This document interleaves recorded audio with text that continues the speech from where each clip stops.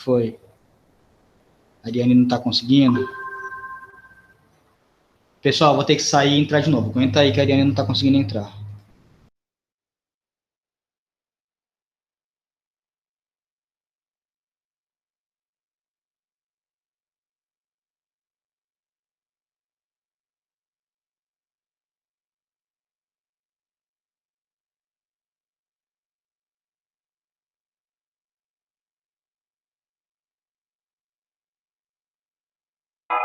Isso, ela ficou muda.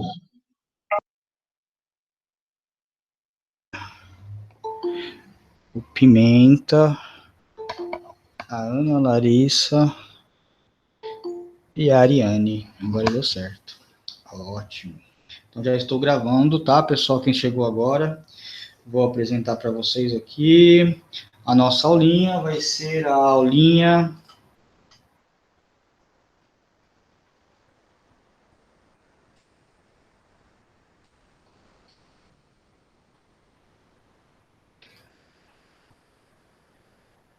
Quem são vocês mesmo? Digestão. Pessoal, essa primeira aulinha de digestão é muito tranquila. Muito tranquila. Nós vamos falar mais sobre alimentos do que digestão. Tá? Vocês já estão vendo a tela aí? Estão vendo? Sim, estamos. Beleza. Então, ó, está na página 284 da apostila 5 de vocês. Eu costumo chamar essa parte de digestão 1, porque é bem o início do sistema digestório, né? É a apostila 5, não, é a 6, né, galera? É a 6. É a 6, desculpa, eu não corrigi ali, mas é a 6. Então, ó, na página 284 da apostila 6, eu entro lá em digestão 1. E aí, logo de cara, vocês vão ver um prato de comida aí, então nós vamos ver que a nossa aula vai ser sobre alimentos. Pessoal, e aí a grande pergunta, nós temos alimentos e nós temos nutrientes. O meu filho insiste em falar para mim assim, pai, eu não vou almoçar porque eu comi bolacha. Pai, eu quero hoje à noite comer nugget. Tudo bem. Tudo isso para o meu corpo é alimento. Meu corpo, se eu posso comer bala no meu almoço. Eu posso... M&M's vai ser minha refeição. Seria muito belo. Só que, para o meu organismo, isso é alimento, eu posso me saciar, mas eu posso não me nutrir. Porque para o meu corpo, o que vai interessar não é o alimento que eu estou pondo para dentro, e sim o nutriente. Na verdade, qual que é a ideia? É você pôr menos quantidade de alimentos, porém, esses alimentos terem mais quantidade de nutrientes, porque aí eu evito uma tal de obesidade. Se eu colocar menos alimentos, e esses alimentos tendo mais nutrientes, para o meu corpo vai ser mais interessante, tá? E aí eu consigo me tornar saudável. Vamos ver a diferença? Então, olha isso, ó. Os alimentos são os produtos que nós ingerimos. Então, seja o que for, pode ser uma vitamina, ou então pode ser um cheeseburger, ou pode ser salada. Isso vão ser os meus alimentos escolhidos. Porém, qual vai ser a quantidade de nutrientes que vão compor esses meus alimentos? Então, quais desses alimentos que eu coloquei para dentro vai ter mais nutrientes ou não? Será que um chips, aqueles chips que vende na feira lá, que você compra por quilo, tem gosto de isopor? Aquilo é um alimento, ponto final. Mas eu consigo ver nutrientes naquele alimento, por isso que eu tenho a minha tabela de valores nutricionais em qualquer alimento legalizado. Uma tabela de valores nutricionais me traz as informações das substâncias que compõem esses alimentos, né? E aí, meus amigos, eu consigo, por exemplo, ter esse tipo de tabela na internet, onde eu vejo o alimento, por exemplo, aqui um tomate, qual que é o nutriente que ele carrega em maior quantidade, não é o único, e eu consigo até associar uma função no meu organismo isso daí. Ou, vamos fazer o contrário, eu quero prevenir câncer de mama, ou então acelerar a quebra das minhas gorduras. Que alimento será que me ajudaria nisso? Ou melhor dizendo, que nutriente? Uma tal de catequina. Catequina, me lembra a catequese? Basta ir na igreja? Não, vamos tomar chá verde, porque a catequina é um nutriente presente no chá verde, tá? Então, baseado nisso, eu consigo comparar alimentos ricos em nutrientes tais. tá certo? Existem muitas tabelas nessa na internet, e eu peguei uma delas ontem para poder mostrar para vocês. Então, mesma coisa, ó. Se eu comer peixe é rico em ômega 3, que é um ácido graxo.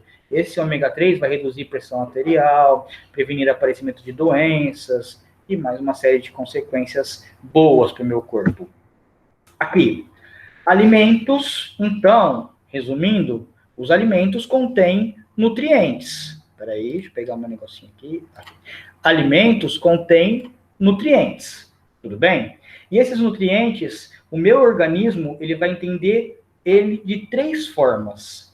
Ele precisa de 3 tipos de nutrientes. O primeiro tipo é o chamado alimentos energéticos. O nome já diz, são aqueles que me fornecem energia para a célula.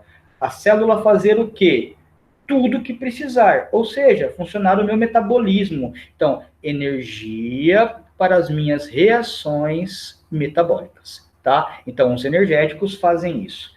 Quais são os nutrientes que me trazem energia? Eu tenho carboidratos, ou então, popularmente chamado de açúcares, e eu tenho os lipídios, popularmente chamado de gorduras. Amiguinhos, então, uma alimentação rica em carboidrato e rica em gordura vai me garantir energia.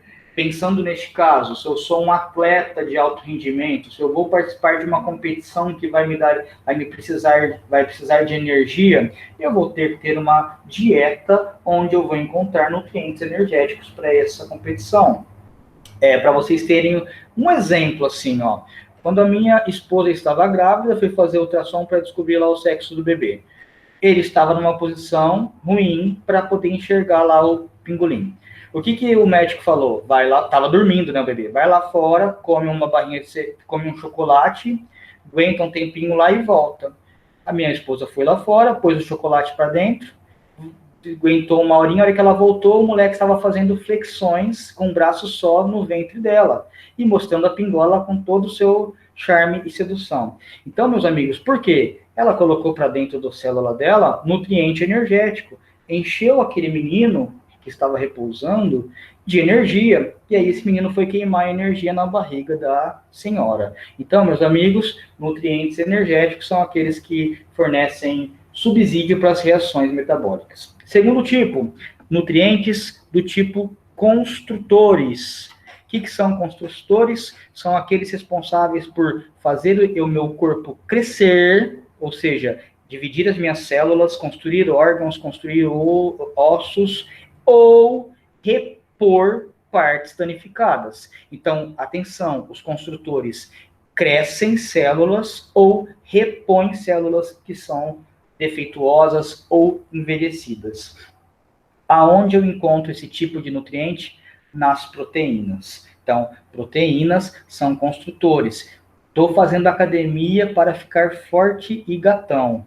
Se eu não tiver uma alimentação baseada em proteínas, não vai construir músculos nesse corpício. Por quê? Vai simplesmente trabalhar com as células que eu já tenho.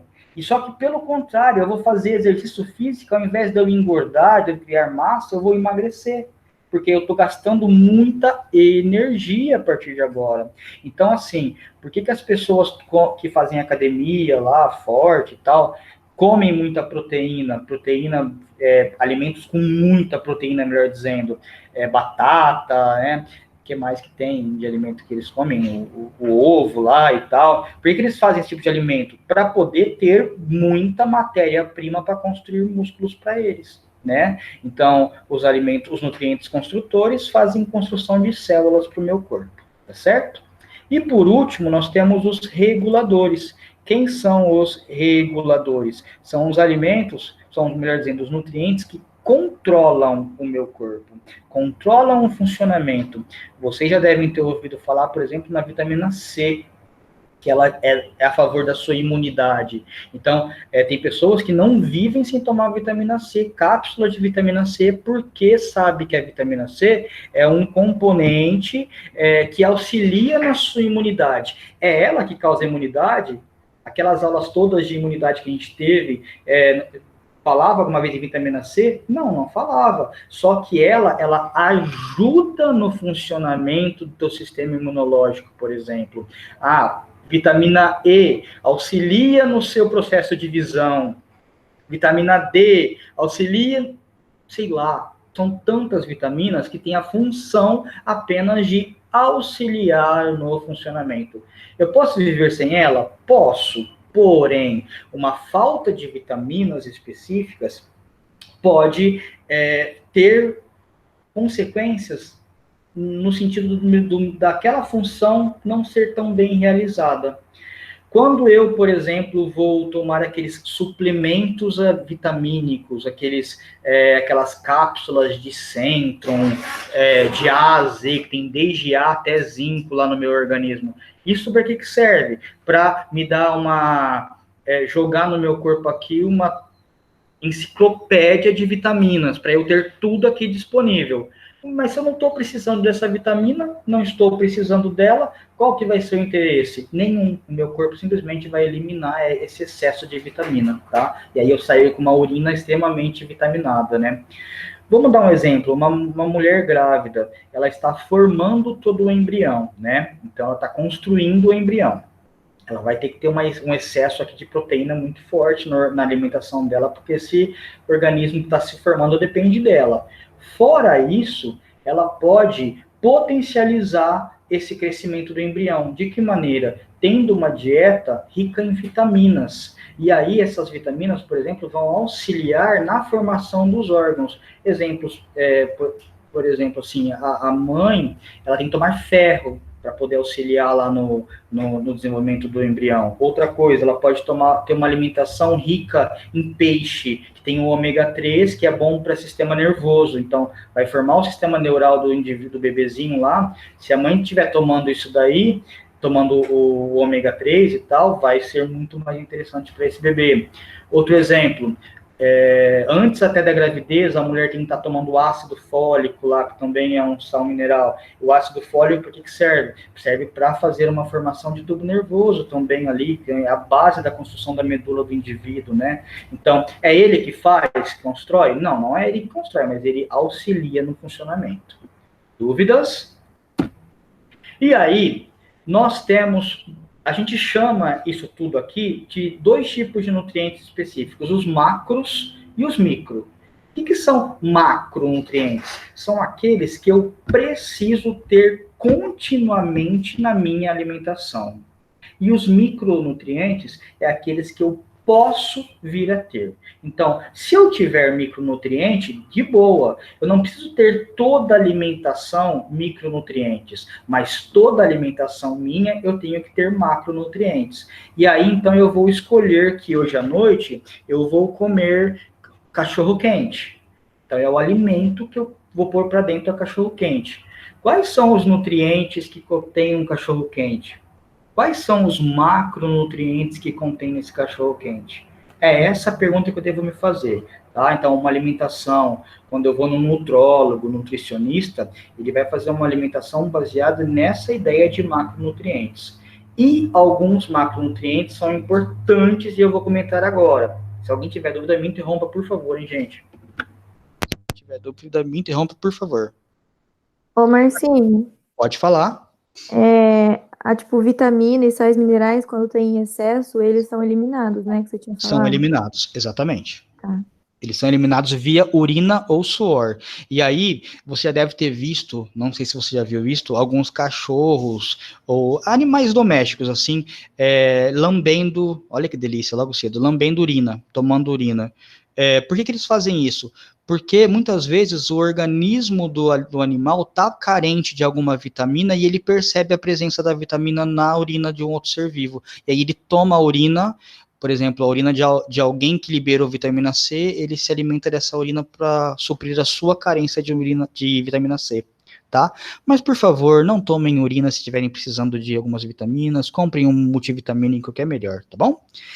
Amiguinhos, focando aqui, então, o slide anterior dava esse exemplo para você, eu vou falar especificamente agora de um tipo de carboidrato, Vocês já devem ter ouvido falar também que a fibra é um carboidrato que nós temos que ingerir e é muito importante para emagrecer e tal, não sei o quê. Ali em cima eu coloco alimentos que são ricos em fibras. Então, ó, principalmente aqui eu tenho os cereais, aí tem um nome que eles falam isso daqui, oleaginosos e tal, não sei o quê. Então, aqui eu tenho os grãos, lembrei, os grãos e cereais, e aqui algumas frutas e verduras que também, frutas e legumes que também são ricos em fibras. Tudo bem? Pessoal, por que tenho que bater na tecla da fibra? Porque a fibra é algo que não é de fácil digestão dos animais. Os animais não conseguem digerir facilmente a fibra.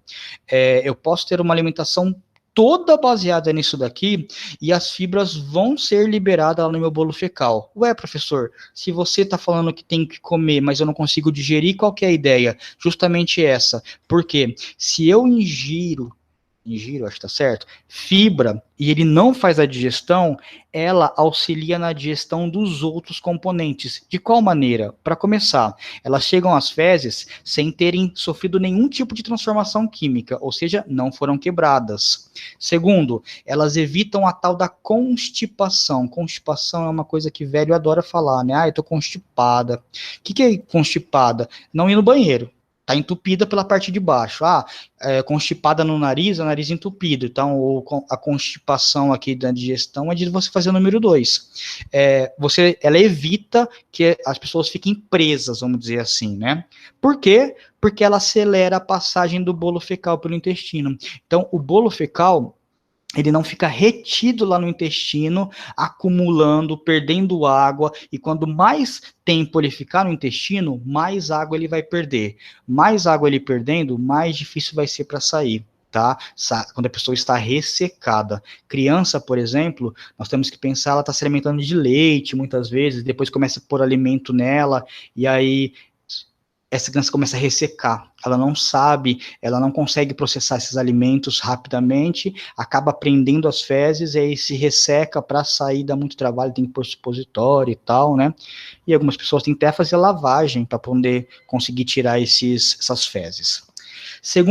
Outra característica importante, ó, a alimentação baseada em fibra, ou melhor dizendo, rica em fibra, está relacionada com diminuição de colesterol, controle de glicemia, ou seja, de açúcar no sangue, reduzem a chance de tumores do aparelho digestório. Então, meus amigos, a alimentação baseada em fibra, principalmente por pessoas com dificuldade para fazer número 2, não é o meu caso, tá? Mas pessoas que têm dificuldade, tem que ter essa alimentação, esse tipo de carboidrato em todas as suas alimentações. Então, por exemplo, na hora do almoço eu tenho que pensar qual vai ser minha fonte de fibra. Na hora do meu café da manhã, principalmente. No café da manhã é o principal ter a fibra. Por quê? Já vai te preparar todo o seu dia, todo o seu sistema digestivo para o dia por causa daquela fibra. E aí, por exemplo, eu posso comer, ó, esses vegetais verdes aqui que tem na imagem aqui em cima, que eu não consigo nem... Aqui, ó. Esses vegetais verdes são ricos em fibra. Se eu colocar isso na minha alimentação antes de pôr para dentro o arroz, feijão e a carne, é excelente, porque ele vai chegar primeiro lá no meu estômago, e vai forrar o meu estômago de fibra, e toda a minha digestão vai ser mais tranquila por causa dele. Tudo bem? Então, fibras é um tipo de carboidrato, porém de difícil digestão. Outro exemplo que o professor vai falar são os açúcares. Açúcares, em contrapartida, ele é um vilão. Por quê? Ele é um vilão porque normalmente para ele ser sentido, então para eu sentir que um alimento tem açúcar, ele tem que estar em excesso. E esse excesso causa problemas ao meu organismo. Por quê? Aumenta o risco de ter problemas como diabetes, obesidade, colesterol alto, gastrite e prisão de ventre, tá?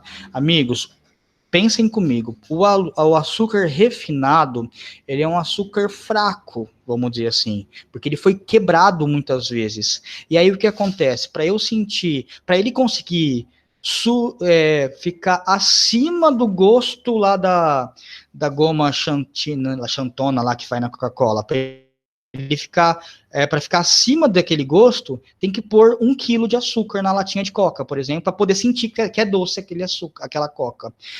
Para uma bala ser doce para o seu paladar, eu tenho que pôr muito açúcar lá dentro daquela composição para poder ser percebido o sabor doce.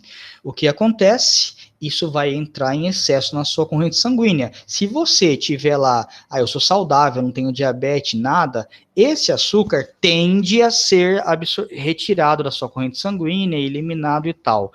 Porém, o meu corpo vai entender assim, olha, esse maravilhoso organismo que eu habito, possivelmente ele vai correr a meia maratona lá de Nova York. Então ele está guardando muita energia para isso. Vamos pegar todo esse açúcar e vamos guardar para ele usar futuramente lá em Nova York.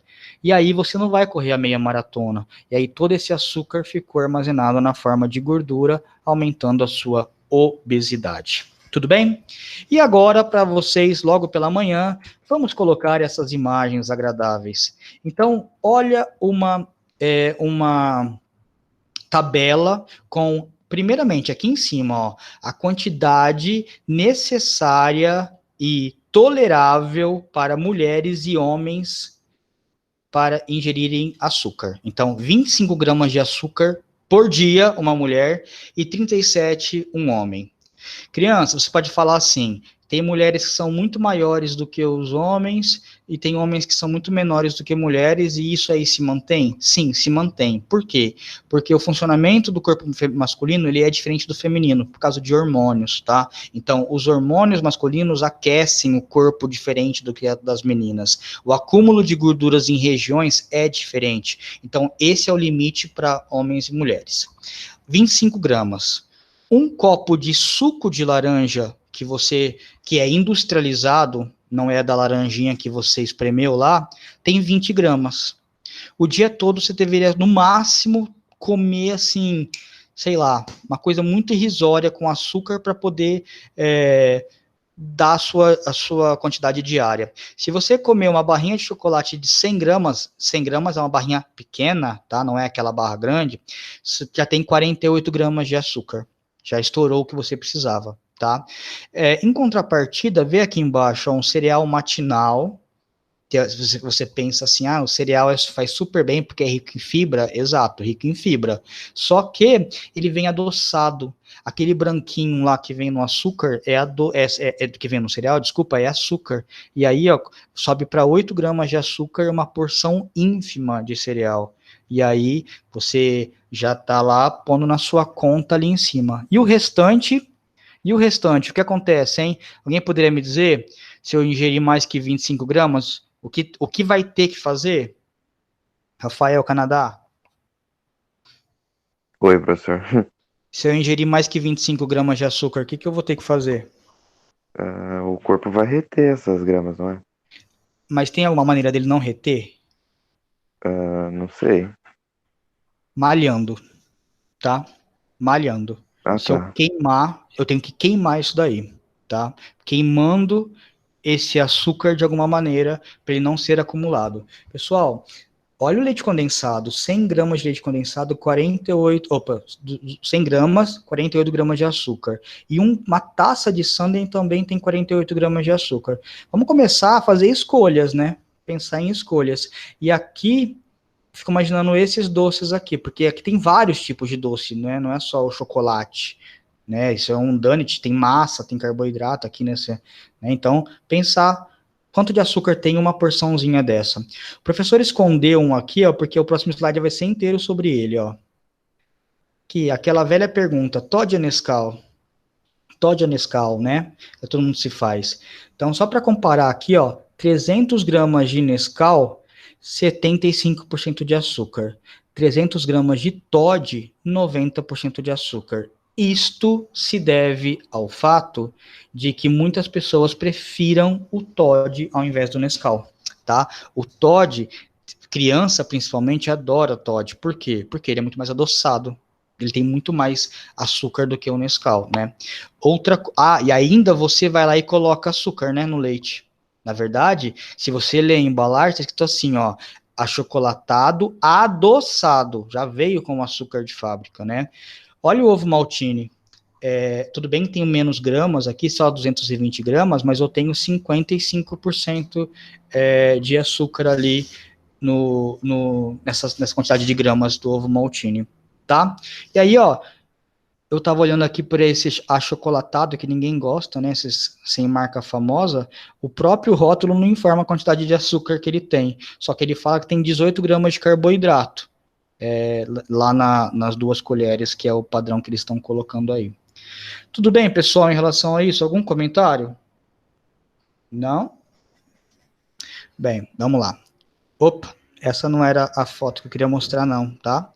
Era essa daqui, tá? Olha que delícia. Quantas coisas gostosas pra gente comer. Essas coisinhas verdinhas aí, saborosas e agradáveis, elas têm que estar presentes na nossa alimentação. Não é lenda, não é porque a pessoa quer mostrar que ela estudou, não, é porque isto vão ter papéis para desempenharem no nosso metabolismo. Então, tanto eles serão fontes de vitaminas e sais minerais, sem eu precisar ter que tomar o suplemento, quanto também me hidratarão. Então, grande parte desses alimentos aqui me trazem água na sua composição. E aí também me mantém hidratado durante a minha alimentação. Tudo bem? E aí, hoje em dia, pessoal, existe um tal de prato saudável. Até pouco tempo atrás, eu acho que vocês até aprenderam isso na escola, quando estavam lá no Fundamental 1, nós falávamos de pirâmides alimentares, concorda? Uma pirâmide alimentar, vocês devem ter visto isso daqui algumas vezes, né? Isso não existe mais, ou melhor, não é mais aceito. Por quê? Uma pirâmide alimentar, ela nivela toda a população no mesmo estágio, no mesmo nível de gasto energético. Isso não é verdade, né? Então, por exemplo, o meu consumo, teoricamente, ele poderia ser maior disso daqui, se eu diminuir alguma coisa, então não adianta. A pirâmide ela não leva em consideração os diferentes biotipos de ser humano, vamos dizer assim. O prato saudável, não. Ele já tem essa ideia, por quê? Ele faz para mim uma divisão de um prato em partes. E aí eu penso as partes e do que eu vou colocar aqui dentro. Então, grãos integrais. Qual vai ser os grãos que eu vou colocar na minha alimentação que vai ter que tomar esse tanto do meu prato, né? As proteínas que eu vou colocar aqui dentro. Quando ele fala proteínas saudáveis, porque não adianta nada eu fritar a proteína numa fritadeira lá de óleo que vai sair encharcada. Isso já era. Eu perdi todo o benefício desse alimento aí, né? Então, pessoal, o prato saudável, depois eu gostaria até que vocês lessem o que está falando aqui certinho, ele traz essa ideia para mim, de eu ter as porções na minha alimentação. Não adianta, viu, Heitor, eu virar esse prato de lado e eu ver uma montanha, né? Isso não é interessante, né? Aquelas montanhas que a gente coloca de arroz, de não sei o que, não cabe nessa porção de um prato saudável, por exemplo. E aí, o mais importante aqui, ó, a nossa água necessária na alimentação. Não é refrigerante, não é suco natural. Não é suco natural, é água. Porque a água é um solvente, e esse solvente vai fazer com que os alimentos sofram lá a quebra, e aí consiga ser absorvido pelo nosso corpo. Porque nós vamos falar de... Ah, não, ainda não. Já, mas essa é a minha ideia principal, pessoal. Eu tenho que pensar o tanto que eu estou ingerindo de calorias, pensando no tanto que eu vou queimar de calorias. Então, eu tenho que sempre pôr na balança aqui, se entrar X, é porque vai sair X também, ou seja, eu vou queimar X. Se eu colocar 2X de calorias e queimar apenas X, eu vou acumular metade na forma de gordura. Então, a manutenção do peso vai depender de um balanço entre o tanto de caloria que tem no meu alimento e o meu gasto metabólico. Eu não posso nunca basear a minha dieta num atleta de alto rendimento, num atleta que está em plena forma física lá. Então não tem como. Ao mesmo tempo que eu não vou amanhã fazer um regime totalmente violento para o meu corpo, sendo que eu não tenho ainda esse metabolismo, vai faltar essa energia e aí eu vou passar mal e eu vou me destruir ali, vai ser pior depois, porque vai ter um tal do efeito rebote, né?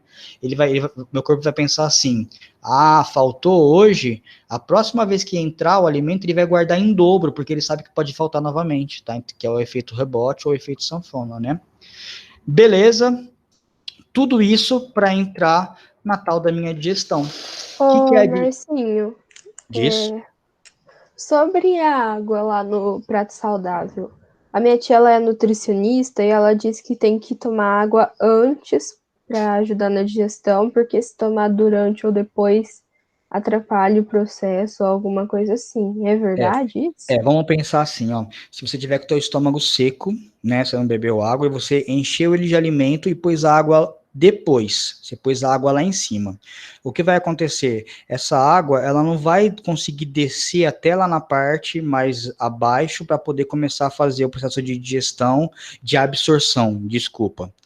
Em contrapartida, se você tomar água antes, duas coisas são boas. Primeiro, que ela vai estar lá esperando o alimento cair, né? E segundo, ela já vai dar uma forrada no seu estômago. Então, se você beber água antes, você vai ter uma sensação de não sei o quê, de estar saciada muito mais rápido. Por quê? Metade do seu estômago, a parte de baixo, ali já vai estar preenchida com água. Então, se você beber água antes, a saciedade você atinge muito mais rápido. Tá? Depois não adianta mais, já encheu de comida mesmo, né? Você nem consegue beber muita água depois, porque não cabe mais, na verdade, né? Amigos, em biologia, digestão é um processo de hidrólise enzimática. O que vem a ser hidrólise enzimática? É um processo que quebra, então a lise é quebra, hidro é água, então é quebra utilizando a água. Quebra o quê? Moléculas complexas, quebram elas, transformando elas em moléculas mais simples. Então, moléculas complexas são quebradas na presença da água em moléculas mais simples. Tudo bem, mas e a enzimática? Umas enzimas que são produzidas pelo meu corpo que vão auxiliar este processo de quebra. Por exemplo, na minha boca, eu tenho uma enzima chamada de amilase. A amilase, ela quebra amido e dá origem à maltose. Depois, lá no meu intestino delgado, essa maltose vai ser trabalhada ali, vai ser utilizada de uma outra maneira. No meu estômago, outras enzimas trabalham com outros substratos e produzem outros produtos. No meu pâncreas, então nós temos 10 enzimas citadas aí que vão ajudar na minha quebra. Então, olha um exemplo aqui, ó, a carne do peixe, por exemplo, né, entrou lá no meu organismo, as suas proteínas, a hidrólise vai acontecer na presença da água, né, é claro, e as enzimas, ó, estão ajudando a picotar essa proteína em pedacinhos menores para mim, peptídeos de aminoácidos ali, né, e aí para poder ser melhor aproveitado. Então, acontece a quebra na presença da água, porém eu tenho enzimas que aceleram essas quebras, produzindo os produtos específicos. As aulas de sistema digestório é isto, entender como que a amilase funciona na boca, o que ela produz, depois, o que ela produziu, para onde vai, o que acontece no estômago, quem produz o que, é isso o sistema digestório, entender como as enzimas surgem no meu organismo e o que elas fazem. Tudo bem? Por isso que, por exemplo, pessoal, se eu babar à noite, a minha fronha, ela fica manchada, porque na minha saliva tem água, sim, mas ela tem também uma enzima, a tal da amilase, né, que aí mancha ali meu tecido. Bem, Tipos de digestão, para acabar a aula, eu sei que já acabou até, né? Nós temos 3 tipos de digestão, muito rapidinho. O primeiro, isso aí é pensando em todos os seres vivos, tá? Não só no humano, tá?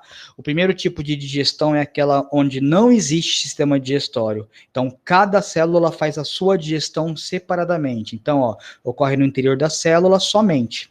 É um processo responsável realizado pelos lisossomos e as suas enzimas. Acontece em protozoários e poríferos. Então, protozoários e poríferos vão lá, ingerir o que vai ter que digerir, entrou na célula, lá dentro da célula, o lisossomo que vai digerir isso daí, ponto final. Por quê? É um ser ali que é a célula que faz a sua digestão. Então, a mesma coisa aqui, a partícula entrou por fagocitose, o lisossomo entrou em contato e vai digerir esse componente. Então, a intracelular é quando eu não tenho um sistema digestório, cada célula que faz o seu.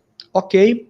A próxima, a extracelular, é totalmente feita fora da célula, ou seja, numa cavidade chamada de tubo digestivo. Então, o tubo digestivo é onde vai fazer o meu processo de digestão. E o que minha célula vai fazer? Apenas absorver os nutrientes necessários que foram liberados na digestão. Então, percebam, o tubo digestivo aqui, ele começa na boca e, em alguns casos, termina no ânus. Em outros seres vivos, começa na boca, vem, digere, absorve, e o retorno também sai pela boca, o que não foi aproveitado. Então, quem tem o sistema de digestão extracelular, quinidários, plateumintos, nemateumintos, anelídeos, moluscos, artrópodes, equinodermos e cordados. Dentre esses aqui, alguns têm sistema completo, então boca e ânus, e outros incompleto, apenas boca. Vale ressaltar uma coisa: o surgimento do estômago foi um processo que facilitou muito o ser vivo, porque nós passamos a acumular, a armazenar alimentos numa bolsa ali internamente e ser digerido conforme foi a necessidade do teu organismo. E o terceiro tipo de digestão acontece nessas criancinhas aí, é uma digestão extracorpórea. Por quê? O indivíduo lança para fora do seu corpo as enzimas digestivas e a hidrólise acontece fora do organismo. Depois ele só suga os nutrientes. Então, a aranha, ela está salivando aqui no indivíduo, pondo para fora nesse insetinho aqui as suas enzimas digestivas, externamente ele vai ser digerido, depois ela só vem e suga o que foi produzido na quebra ali na hidrólise externamente ao corpo dela. Isso acontece muito em fungos, né? Então, por exemplo, as hifas desse fungo libera as enzimas no ambiente, vai lá dissolver o que for, depois ele só vem absorver. Também aracnídeos, e um exemplo também fora isso é a estrela do mar, que dá para ver certinho, ela põe a enzima para fora, digerindo e só depois sugando o que foi digerido. Então, são os 3 tipos de digestão. A partir de semana que vem, vamos focar nisso daqui: digestão extracelular, sistema digestório completo em humanos ou cordados. Amigos, antes de eu perguntar sobre as dúvidas, para a semana que vem eu quero exercícios em classe, página 290, 291, imagens até quinta-feira da semana que vem, e no plural, tarefa mínima e complementar, das aulas 13 e 14, também vou tirar o relatório na quinta-feira que vem. Vou lançar lá no Classroom, eu vou lançar uma atividade só para vocês poderem responder para mim. Ninguém vai embora, por favor. Antes de eu falar, vou fazer a chamada aqui rapidinho. Dúvidas? Alguém tem? Comentários, elogios, críticas, declarações de amor? Deixa eu fazer a chamada rapidinho.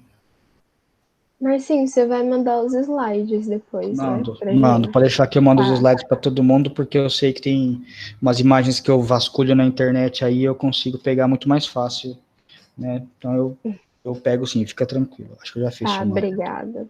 Tá? Alguém tem alguma dúvida, não? Então, amigos, é isso. Ficamos por aqui. Semana que vem tem mais, tá? Um beijo para todos. Estou com saudade de verdade de vocês. Tchau, queridos. Beijo. Tchau, Marcinho. Tchau, Marcinho. Tchau, Marcinho. Tchau, Márcio. Tchau, paixão.